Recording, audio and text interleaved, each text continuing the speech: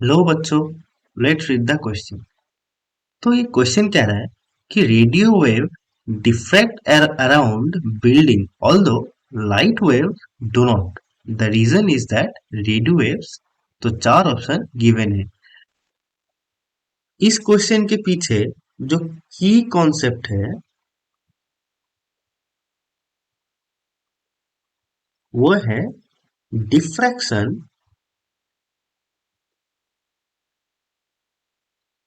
Of light.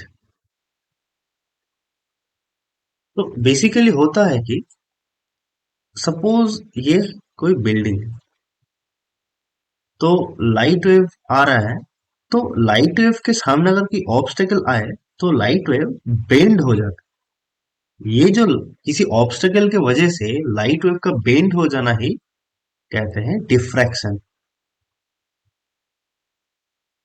Now way diffraction के लिए कोई लाइट अगर डिफ्रैक्शन होता है तो इसके लिए कुछ कंडीशन है। जस्ट लाइक डिफ्रैक्शन होने के लिए जो वेवलेंथ होगा, वेवलेंथ वो ऑब्स्टेकल के साइज के साथ कॉम्पेरेबल होना चाहिए। मतलब किसी लाइट का वेवलेंथ अगर किसी ऑब्स्टेकल के साइज के साथ कॉम्पेरेबल ना हो तो उस केस में डिफ्रैक्शन पॉसिबल नहीं है। नाउ हम जानते हैं कि रेडियो वेव्स की जो वेवलेंथ होता है वो बिग होता है। So radio waves, in case of radio waves the wavelength is in terms of meter, in terms of metre.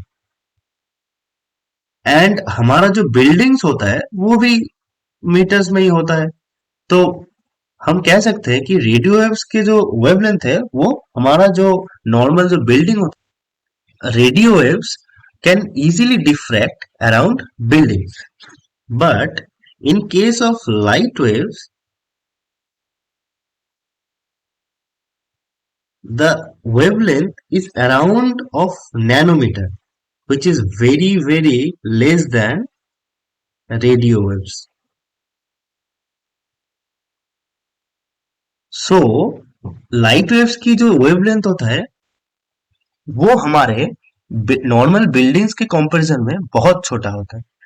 So in that reason light waves cannot diffract around buildings. Option B is the correct answer. Hence, the radio waves have much larger wavelengths than light waves, so that they can diffract around buildings. Hope you understand the question well. Best of luck.